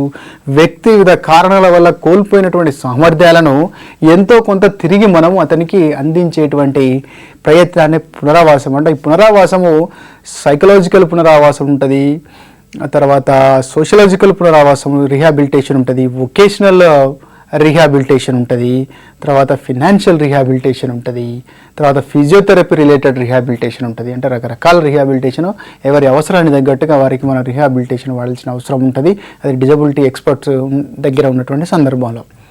సో మరి ఈ క్రమంలో మనకి భారతదేశంలో చాలా దేశాలు ఎప్పటికే చట్టాలు తయారు చేసుకునే డిజబిలిటీకి సంబంధించిన సంక్షేమ కార్యక్రమాలు చేపట్టే మన రాజ్యాంగం కూడా అమల్లోకి రాగానే నిబంధన 41 ప్రకారము డిజబుల్స్కి వృద్ధులతో పాటుగా డిజబుల్స్కి కూడా సామాజిక సహాయత పథకాలు అందియమని డైరెక్ట్గా ప్రొవైడ్ చెప్పింది.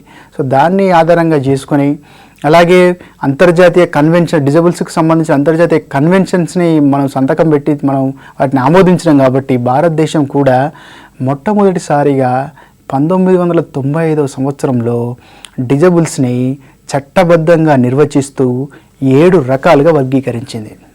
ఇందుకోసమై మనకి persons with disabilities equal opportunities అనేటువంటి చట్టాన్ని 1995 సంవత్సరంలో తీసుకొచ్చింది. దీన్నే పాపులర్గా PWD యాక్ట్ 1995 అని పిలుస్తారు. ఈ PWD యాక్ట్ 1995 ప్రకారము చట్టబద్ధంగా 7 రకాల డిజబుల్స్ని ఐడెంటిఫై చేయడం జరిగింది. ఈ 7 రకాల డిజబుల్స్ ఎవరెవరంటే, 1 పూర్తిగా అంధత్వాన్ని కలిగినటువంటి వారు, 2 పాక్షికంగా అంధత్వాన్ని కలిగినటువంటి వారు, 3 కుష్ఠవ్యాధి వల్ల తీవ్రమైన ఇబ్బందులు పడుతున్నటువంటి వారు, 4 శ్రవణ వైకల్యాన్ని కలిగినటువంటి వారు, 5 చలనపరమైనటువంటి వైకల్యాన్ని కలిగి ఉన్నటువంటి వారు, 6 బుద్ధిమాంద్యతను కలిగినటువంటి వారు, 7 తీవ్రమైన మానసిక అనారోగ్యాన్ని కలిగినటువంటి వారు. సో వీటిని 7 రకాలుగా మొట్టమొదటిసారిగా డిజబుల్స్ని లేదా డిఫరెంట్లీ ఏబుల్డ్ పర్సన్స్ని 1995 PWD యాక్ట్ కేటగిరైజ్ చేయడం జరిగింది. అడగొచ్చు, ఈ క్రింది వానిలో ఏ చట్టం మొట్టమొదటిసారిగా డిజబుల్స్ని 7 రకాలుగా వర్గీకరించింది? ఏ సంవత్సరంలో భారతదేశంలో ఈ డిజబిలిటీ వర్గీకరణ చట్టబద్ధంగా ప్రారంభించారు? 1995 PWD యాక్ట్. 40% ఈ 7 రకాల డిజబిలిటీస్లో ఒకటి కానీ అంతకంటే ఎక్కువ కానీ డిజబిలిటీస్ ఒక వ్యక్తిలో 40% ఇబ్బందులకు గురి చేస్తే 40% పైగా ఈ డిజబిలిటీ ఉన్నట్టయితే, అంటే ఫర్ ఎగ్జాంపుల్ ఒక వ్యక్తి చూడలేకపోతున్నాడు, అంటే 40% చూపు చూడలేకపోయినప్పుడు అతడు అంధత్వం అంటే పాక్షిక అంధుడిగా, లేదా ఒక వ్యక్తి 40% తక్కువగా చలన వైకల్యాన్ని కలిగి ఉన్నప్పుడు అతడు డిజబుల్గా, అంటే 40% సామర్థ్యాలు ఈ 7 రకాలలో ఏదైనా ఒక రకంలో లోపించినప్పుడు అప్పుడు వారిని డిజబుల్స్గా గుర్తిస్తూ 1995 పర్సన్స్ విత్ డిజబిలిటీ యాక్ట్ తీసుకొని రావడం జరిగింది. సో ఈ చట్టం ప్రకారం గుర్తించిన 7 డిజబుల్స్తో పాటు కారణాలు ఏంటి, అసలు డిజబిలిటీ అనేది అంటే వ్యక్తులు ఎందుకు కాళ్ళని కోల్పోతున్నారు, ఎందుకు అవుతున్నారు అని చూసుకున్నప్పుడు ఒకసారి దీనికంటే ముందు మనం ఈ డిజబిలిటీ మ్యాగ్నిట్యూడ్ ఏంటో మనం ఒకసారి పరిశీలిద్దాము. మనకి 2011 జనాభా లెక్కల ప్రకారము దేశంలో 2.21% మంది డిజబుల్స్ ఉన్నారు. దేశ జనాభాలో 2.21% మంది డిజబిలిటీ ఉన్నారు. అలాగే మనకు 2001 జనాభా లెక్కల ప్రకారం చూసుకున్నప్పుడు అది 2.13% మాత్రమే ఉన్నారు. అంటే 2001కి 2013కు 0.08% డిజబుల్స్ పెరగడం జరిగింది. జనసంఖ్య పరంగా చూసుకుంటే దేశవ్యాప్తంగా 2.68 కోట్ల మంది డిజబుల్స్ వివిధ రకాల డిజబిలిటీస్తో మనకు బాధపడుతున్నారు. రాష్ట్రాల పరంగా చూసినప్పుడు మనకి ఉత్తరప్రదేశ్లో అత్యధికంగా డిజబుల్స్ ఉన్నారు జనసంఖ్య పరంగా. 2వ స్థానంలో మహారాష్ట్ర ఉంది. మిజోరాం రాష్ట్రంలో అత్యల్పంగా డిజబిలిటీస్ ఉన్నారు. కేంద్ర పాలిత ప్రాంతాల పరంగా చూసుకున్నట్టయితే ఢిల్లీలో అత్యధికంగా డిజబుల్స్ ఉన్నారు. అలాగే లక్షద్వీప్లో అత్యల్పంగా డిజబుల్స్ ఉండడం జరిగింది. సో మా తెలంగాణలో 10.46 లక్షల మంది డిజబుల్స్ వివిధ రకాల డిజబిలిటీస్తో మనం బాధపడుతూ ఉన్నారు. హైదరాబాద్ రాష్ట్రం నందు అత్యధికంగా డిజబుల్స్ ఉన్నారు. ఓవరాల్గా తెలంగాణ జనాభాలో 2.92% people are suffering from different kinds of disabilities. మొత్తం పరంగా నేషనల్ వైడ్గా చూసుకున్నట్టయితే 2.21 ఉంది భారతదేశ జనాభాలో. కానీ తెలంగాణలో భారతదేశ జనాభాలో 2.21 ఉంటాయి, బట్ తెలంగాణలో మాత్రం 2.92% పీపుల్ వివిధ రకాల డిజబిలిటీస్తో బాధపడుతున్నారు. అంటే దేశవ్యాప్తంగా దేశంతో కంపేర్ చేసినప్పుడు తెలంగాణలో అది 2.92 ఉంది కాబట్టి తెలంగాణలో డిజబిలిటీ ఎక్కువగా ఉందిగా మనం అర్థం చేసుకోవచ్చు. దేశవ్యాప్తంగా చూసినా తెలంగాణలో చూసినా ఈ 7 రకాల డిజబిలిటీస్లో అత్యధిక మంది చలన సంబంధమైనటువంటి వైకల్యాలు అంటే లోకోమోటార్ డిజబిలిటీతో బాధపడుతున్నారు. 20% టోటల్ డిజబిలిటీలో 20కి పైగా శాతం మంది లోకోమోటార్ డిజబిలిటీతో బాధపడుతున్నారు. సో మరి ఇంత తీవ్రత ఉన్నటువంటి డిజబిలిటీస్కి గల కారణాలు ఏంటి అని మనం చూసినప్పుడు డిజబిలిటీ అనేది మనకి 7 రకాల డిజబిలిటీతో పాటు అభ్యసనపరమైనటువంటి డిజబిలిటీస్ ఉంటాయి. డిస్లెక్సియా, డిస్కాలెక్సియా, అగ్రాఫియా, డిస్గ్రాఫియా, ఇలా అభ్యసన సంబంధమైన వైకల్యాలు ఉండొచ్చు. అలాగే డన్ గారు 12 రకాలుగా వర్గీకరించినట్టు మందబుద్ధికి సంబంధించినటువంటి వైకల్యాలు ఉండొచ్చు.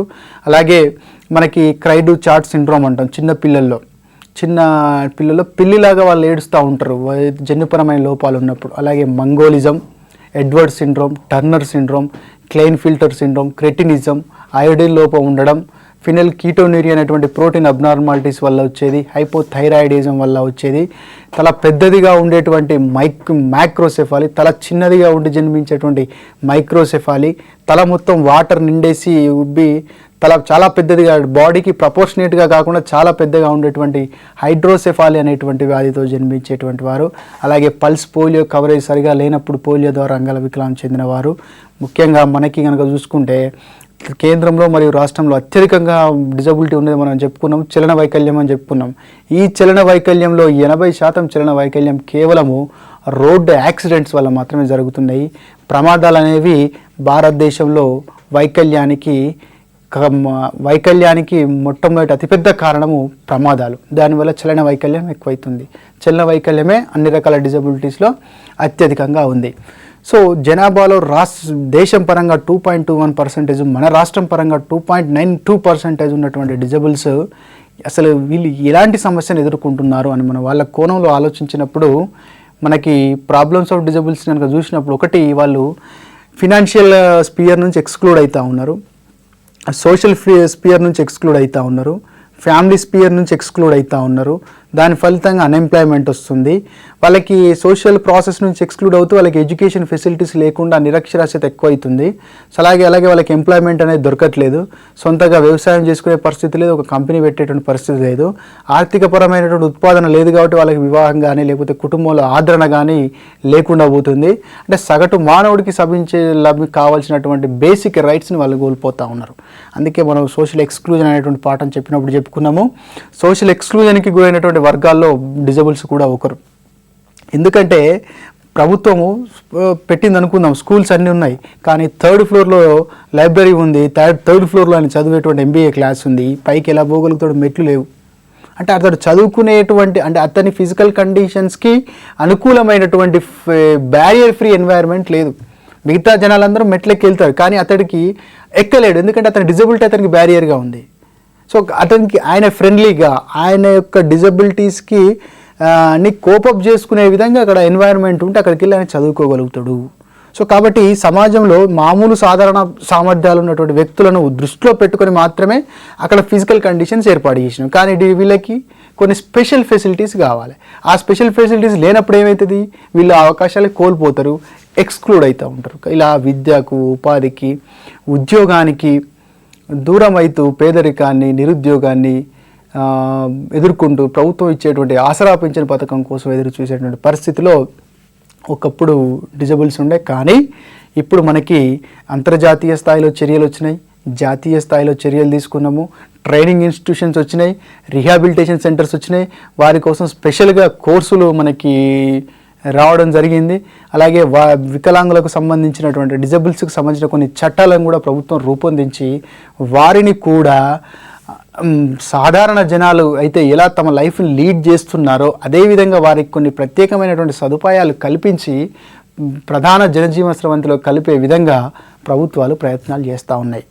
ఆ క్రమంలో భాగంగా మనం ముందుగా ఇంటర్నేషనల్ లెవెల్లో డిజబుల్స్కి సంబంధించినటువంటి చర్యలు ఏం తీసుకున్నారు, నేషనల్ లెవెల్లో డిజబిలిటీకి సంబంధించిన చర్యలు ఏం తీసుకున్నారు, వాళ్ళకు సంబంధించిన స్పెషల్ ఇన్స్టిట్యూషన్స్ ఏమున్నాయి, అలాగే డిజబుల్స్కి సంబంధించినటువంటి చట్టాలు ఏమున్నాయి, అలాగే డిజబుల్కి సంబంధించిన వెల్ఫేర్ ప్రోగ్రామ్స్ ఏమున్నాయి అనేటువంటి పాయింట్ ఆఫ్ వ్యూలో మనం ముందటికి పోయినట్టయితే ఈజీగా దీన్ని అర్థం చేసుకోవచ్చు. జస్ట్ ఇప్పటిదాకా మనం డిజబిలిటీస్ అంటే ఏంటి, డిజబిలిటీ టైప్స్ ఏంటి, వాళ్ళ మ్యాగ్నిట్యూడ్ ఎలా ఉంది అనేటువంటి పాయింట్ ఆఫ్ వ్యూలో అధ్యయనం చేసినాం. ఇప్పుడు మనం ఇంటర్నేషనల్ లెవెల్లో లేకపోతే ఐక్యరాజ్య సమితి తన సభ్య దేశాలకు డిజబుల్స్ విషయంలో ఎలాంటి మార్గదర్శకత్వాలను ఇచ్చింది, ఎలాంటి గైడెన్స్ని ఇచ్చింది అనే విషయాన్ని మనం అర్థం చేసుకుందాం.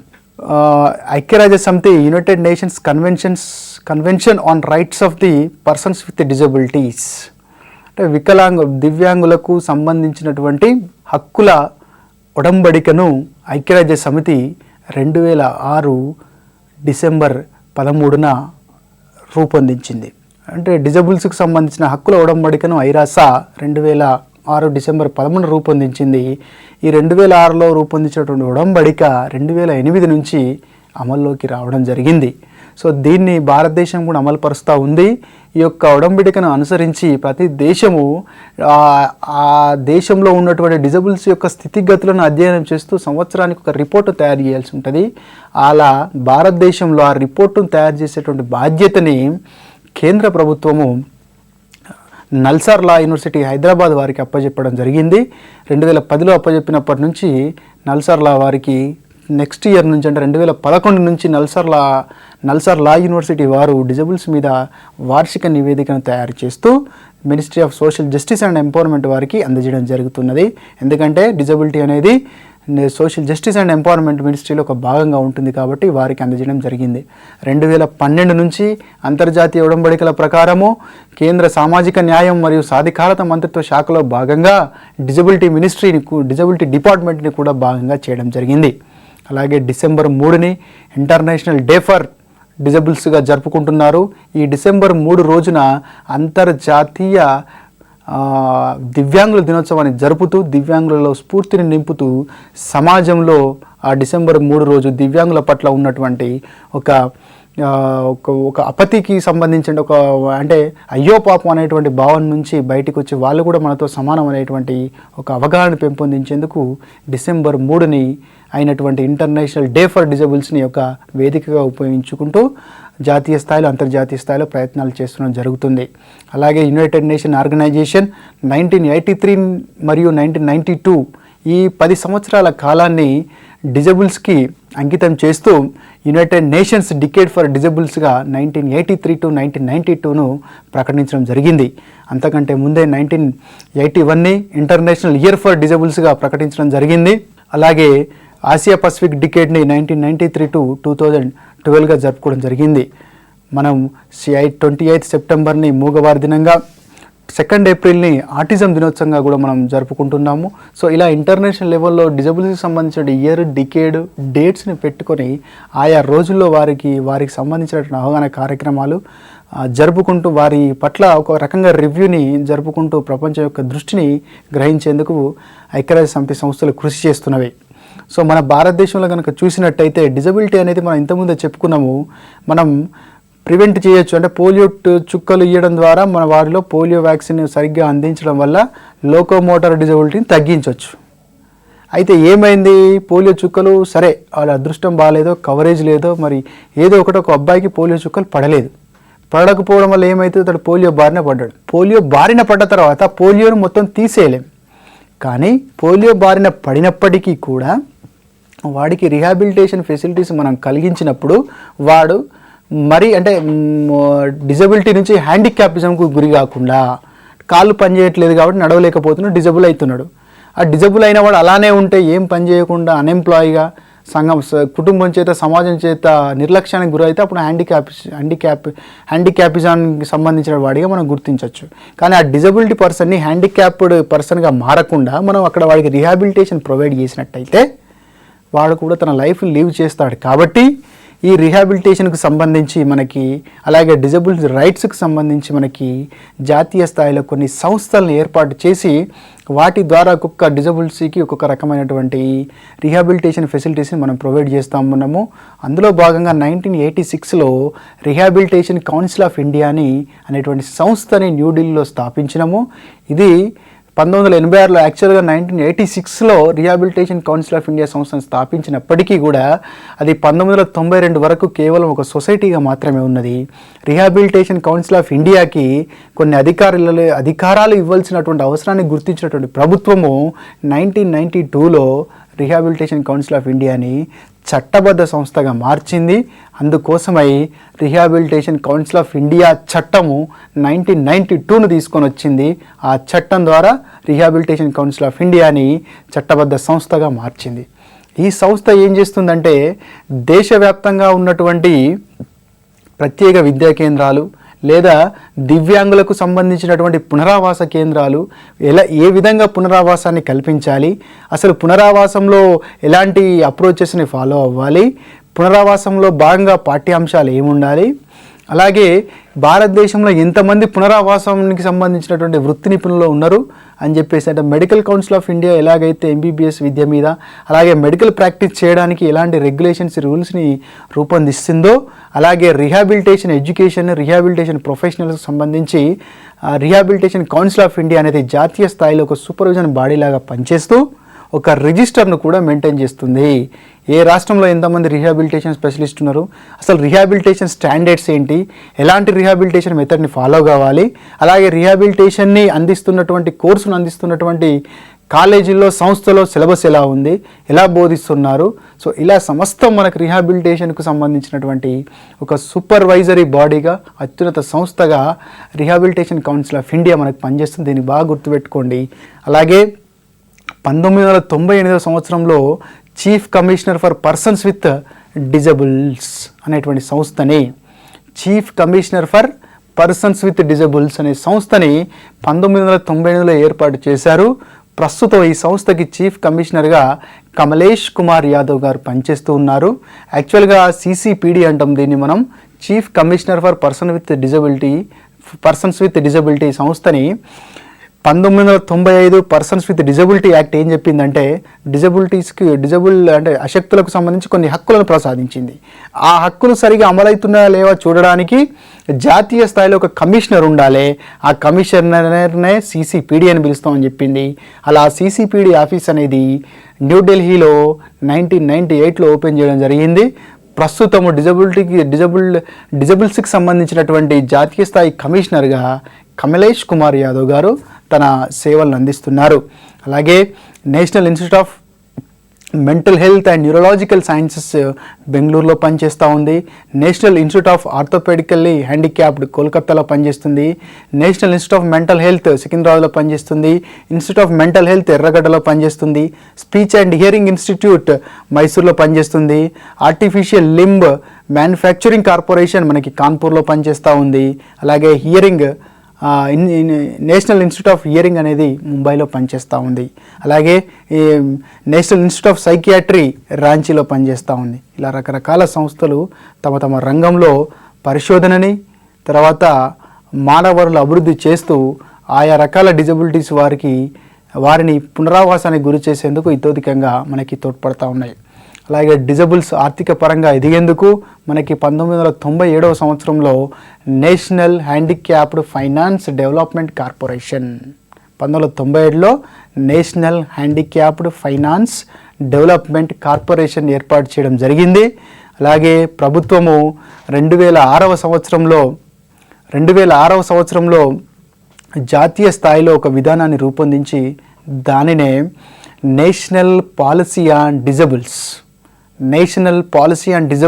2006 జాతీయ దివ్యాంగుల విధానము లేదా జాతీయ అశక్తుల విధానంగా 2006వ సంవత్సరంలో రూపొందించారు. ఈ విధానంలో ఉన్నటువంటి ముఖ్యమైన అంశాలు ఏంటంటే అంతర్జాతీయ ఒప్పందాల మేరకు మనం డిజబుల్స్ని రక్షిస్తున్నామా లేదా అని రివ్యూ చేసుకోవడం, డిజబిలిటీని ప్రివెంట్ చేయడము, డిజబిలిటీకి గురైనటువంటి వారిని హ్యాండిక్యాప్డ్గా మారకుండా రీహాబిలిటేషన్కి గురి చేయడము, అలాగే డిజబిలిటీ రంగంలో పరిశోధనని శిక్షణ పెంపొందించడము, డిజబిలిటీస్ని కూడా విలువైన మానవ వనరులుగా గుర్తించి వారిని సమాజ స్రవంతిలో స్పెషల్ ఎడ్యుకేషన్ ద్వారా, స్పెషల్ రీహాబిలిటేషన్ ద్వారా వారికి సరైనటువంటి సౌకర్యాలు కల్పించి సమాజ జీవన స్రవంతిలో భాగం చేస్తూ వారిని కూడా విలువైన మానవ వనరులుగా మార్చడము, అలాగే ఎన్జిఓల సహకారంతో, సిబిఓల సహకారంతో డిజబుల్స్ సంక్షేమానికి సంబంధించి సత్వర కార్యక్రమాలు చేపట్టడమే లక్ష్యంగా 2006వ సంవత్సరంలో జాతీయ డిజబుల్స్ పాలసీ లేదా జాతీయ అశక్తుల పాలసీ లేదా జాతీయ దివ్యాంగుల పాలసీని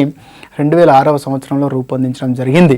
మరో పక్కన డిజబుల్స్కి సంబంధించి మనకు ప్రముఖంగా 4 సామాజిక శాసనాలు లేదా సోషల్ లెజిస్లేషన్ మనకి అవపడుతూ ఉంటాయి. ఈ 4కి 4 ప్రత్యేకమైనవే. ఎందుకంటే ఇందులో ముఖ్యంగా మొదట 4 అంటే 4 ఉన్నవి. అందులో ముఖ్యంగా చెప్పుకోవాల్సింది పర్సన్స్ విత్ డిజబిలిటీ యాక్ట్ 1995, ఇది. రెండవది rehabilitation council of India act 1992, మూడవది మెంటల్ హెల్త్ యాక్ట్ 1987, అలాగే నేషనల్ ట్రస్ట్ యాక్ట్ 1999. సో ఈ 4 చట్టాల నుంచి ఒక క్వశ్చన్ పడేటువంటి అవకాశం ఉంది కాబట్టి ఈ 4 చట్టాలు ముఖ్యంగా PWD act, RCI act, MH act, trust act, ఈ 4 వరుస ఒక పేరు ఇస్తాడు. పక్కన 1995, 1992, 1987, 1999 ఇస్తాడు. ఈ రెండింటిని మ్యాచ్ చేయమంటాడు. సో అందులో కనుక మనం ముఖ్యంగా ముందు మాట్లాడుకోవాల్సింది పర్సన్స్ విత్ డిజబిలిటీ యాక్ట్ 1995. దీని స్పెషాలిటీలు చెప్తాను, మీరు బాగా గుర్తుపెట్టుకోండి. భారతదేశంలో దివ్యాంగులను లేదా అశక్తులను మొట్టమొదటిసారిగా 7 రకాలుగా వర్గీకరించినటువంటి చట్టము. దివ్యాంగులకు భారతదేశంలో మొట్టమొదటిసారిగా కొన్ని హక్కులను కల్పించినటువంటి చట్టము. అలాగే 40% ఈ చట్టంలో పేర్కొన్నటువంటి 7 రకాల డిజబిలిటీలో ఏదో ఒక డిజబిలిటీ 40% ఉన్నట్టయితే వాళ్ళని డిజబిలిటీస్గా గుర్తించవచ్చు అనేటువంటి చెప్పినటువంటి చట్టము. అలాగే ఉన్నత విద్యా అవకాశాల్లో ఉపాధిలో 3% రిజర్వేషన్లు వికలాంగులకు ఇవ్వాలని చెప్పినటువంటి చట్టము పర్సన్స్ విత్ డిజబిలిటీ చట్టము. అలాగే పనిచేసే చోట, ఉద్యోగం చేసే చోట, అలాగే బయటికి వెళ్ళి అంటే ప్రజలకు అవసరమైనటువంటి ఉమ్మడి వనరులు ఉండేటువంటి చోట డిజబుల్స్ కూడా అనుకూలమైనటువంటి వాతావరణం ఉండాలి, బ్యారియర్ ఫ్రీ ఎన్వైర్న్మెంట్ ఉండాలి. మెట్లు ఉంటే అతడు ఎక్కలేడు, అది బ్యారియర్, ఆటంకం. కాబట్టి ర్యాంప్ ఉంటే ఎక్కుతాడు, కాబట్టి అది ఫ్రెండ్లీ, డిజబుల్ ఫ్రెండ్లీ. అంటే ఎక్కడెక్కడైతే ప్రజా సంబంధాలు, ప్రజలకు అందరి ప్రజలకు ఉద్దేశించినటువంటి వనరులు ఉంటాయో, లైబ్రరీ కావచ్చు, హాస్పిటలే కావచ్చు, స్కూలే కావచ్చు, యూనివర్సిటీ కావచ్చు, పార్కే కావచ్చు, ఎక్కడైతే ప్రజలందరి సంక్షేమం కోసం ఉద్దేశించినటువంటి వనరులు ఉంటాయో అక్కడ డిజబుల్స్కి ఆటంకాలు లేనటువంటి ఆవరణాన్ని కల్పించాలి. అదే బ్యారియర్ ఫ్రీ ఎన్వైర్న్మెంట్. అంటే ఈ 1990 చట్టం మ్యాండేట్ చేసింది అన్ని ప్రభుత్వ సంస్థలే మరియు ప్రైవేట్ సంస్థలు. ఏం మ్యాండేట్ చేసింది? మీరు సాధారణ ప్రజలకు ఎలాంటి సౌకర్యాలు కల్పిస్తున్నారో అలాగే డిజబుల్స్కి కూడా అక్కడ ఉన్నటువంటి సౌకర్యాలను డిజబుల్స్ కూడా ఈజీగా పొందాలి. అంటే నువ్వు లిఫ్ట్ అంటే వీరి కోసం ఒక లిఫ్టే కట్టాలి, లేకపోతే ఒక ర్యాంప్ కట్టాలి. సో ఇదన్నమాట. సో ఈ రకంగా బ్యారియర్ ఫ్రీ ఎన్వైర్న్మెంట్, అలాగే ఈక్వల్ ఆపర్చునిటీ అనేది కూడా ఈ చట్టంలో ముఖ్య అంశము. సో కాబట్టి ఈ డిజబిలిటీ అనే టాపిక్లో మీకు డిజబిలిటీకి సంబంధించిన 4 పీడబ్ల్యూడీ యాక్ట్ మీద అడగచ్చు, ఆర్సీఐ యాక్ట్ మీద అడగచ్చు, మెంటల్ హెల్త్ యాక్ట్ మీద అడగచ్చు, ఎన్ఐవిహెచ్ ఎక్కడ ఉందని అడగచ్చు, ఎన్ఐఎంహెచ్ ఎక్కడ ఉందని అడగచ్చు, నిమ్హాన్స్ ఎక్కడ ఉందని అడగచ్చు, ఏ రకమైన డిజబుల్స్ ఎక్కువ ఉన్నారని అడగచ్చు, దివ్యాంగులను ఎవరంటారు అడగచ్చు, స్పెషల్లీ ఏబుల్డ్ అంటే ఏంటని అడగచ్చు, డిజబిలిటీకి హ్యాండిక్యాపిజంకి తేడా ఏంటని అడగచ్చు, మెంటల్ హెల్త్ యాక్ట్ని ఏ చట్టం ప్లేస్లో తీసుకొచ్చిందని అడగచ్చు, అలాగే United Nation convention on rights of the persons with డిజబిలిటీని ఏ సంవత్సరంలో తీసుకొచ్చిందని అడగచ్చు. కాబట్టి ప్రతి కోణంలో చదివి ఈ విభాగం నుంచి తప్పకుండా సమాధానం గుర్తించగలరని ఆశిస్తున్నాను.